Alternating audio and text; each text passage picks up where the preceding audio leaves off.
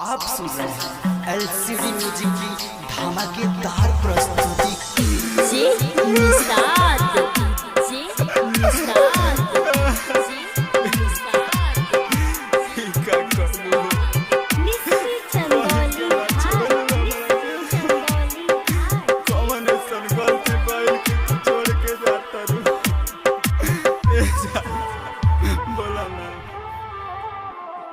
जनवों से ज्यादा पहले तू प्यार हमसे कइले, जनवों से ज्यादा पहले तू प्यार हमसे कइले,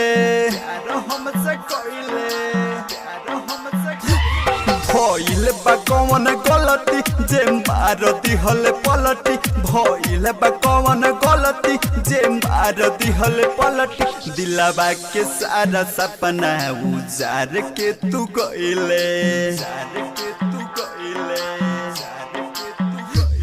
दिलवा के सारा सपना उजार के तू गइले, जनमों से ज्यादा पहले तू प्यार हमसे कइले।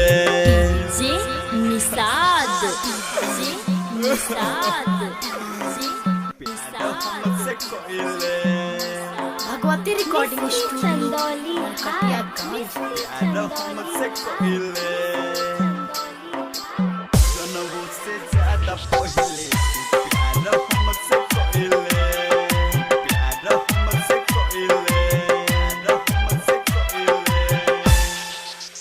तिहल तू कमरे जी कैसे हमरे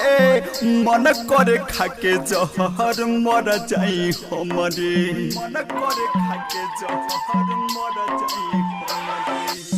तिहल तू कमरे जी कैसे हमरे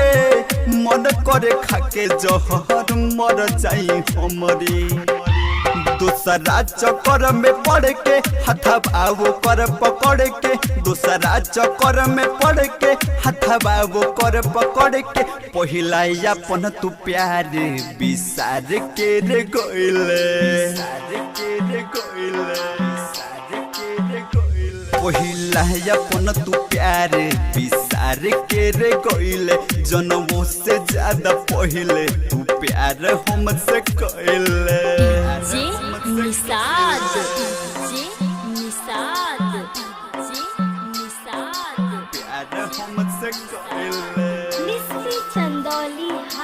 आप सुन रहे हैं एलसीडी म्यूजिक की धमाकेदार प्रस्तुति। जनमों से ज्यादा पहले तू प्यार हमसे कइले, प्यार हमसे कइले, हमसे कइले, दिलवा के तोड़ रे मुहावा के मोड़ रे, अरे सनमित के काहे दिहल तू छोड़ रे, अरे सनमित के काहे दिहल तू छोड़ रे,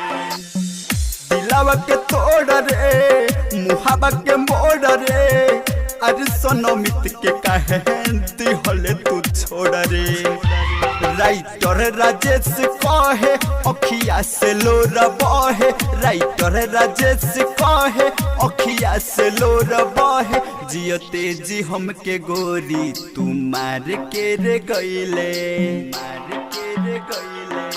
मार के रे गइले, जनमों से ज्यादा पहले तू प्यार हमसे कइले, जनमों से ज्यादा पहले तू प्यार हमसे कइले। Bhagwati recording studio Narkatiaganj.